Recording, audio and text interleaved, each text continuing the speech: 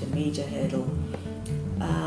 For some of the diseases, one of the commonest diseases, Burkitt's lymphoma, which affects, let's say, about 30% of our children present with Burkitt's lymphoma.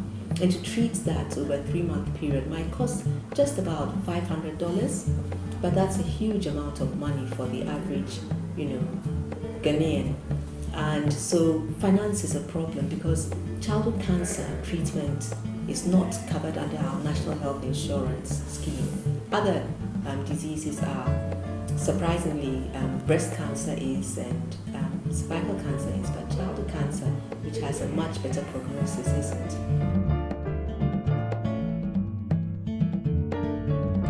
For quite a long while, Korle Bu was the only center that managed children with cancer. Kumasi, in the middle belt of Ghana, also now manages children with cancer. But children have to come from all over Ghana, from the far north, east, west. They are uprooted from their usual surroundings, their home environment, social setup, even their means of livelihood.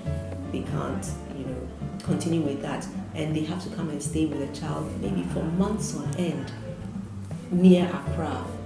That is sometimes up to about a year or longer, just so that their child can have treatment.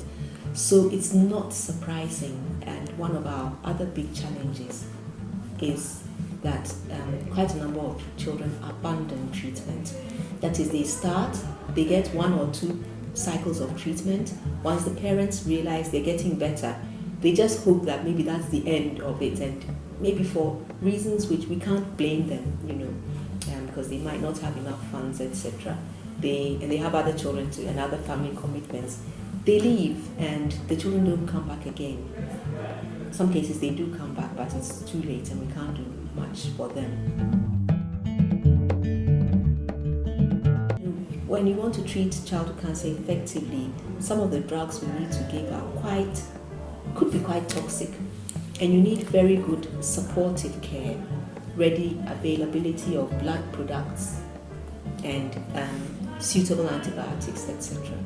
Occasionally we do lose children who might have needed some of the blood products or some antibiotics that might not have been available at the time for them. In a country like Ghana, we would expect at least about 1,000 cases of childhood cancer a year. That is, children under 15 with cancer. Our 2 centers see only about a quarter of these cases, about 250. So what happens to the other 750?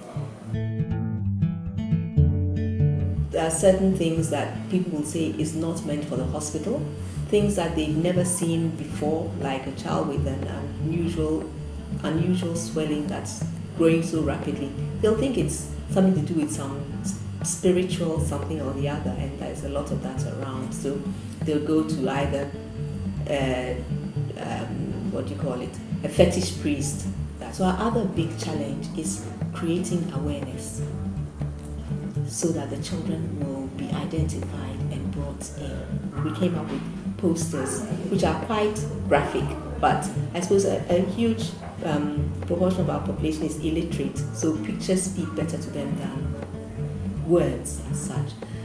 But the message was there that childhood cancers can be cured, and that's the most important message I think we had to get across to the populace, that it can be cured.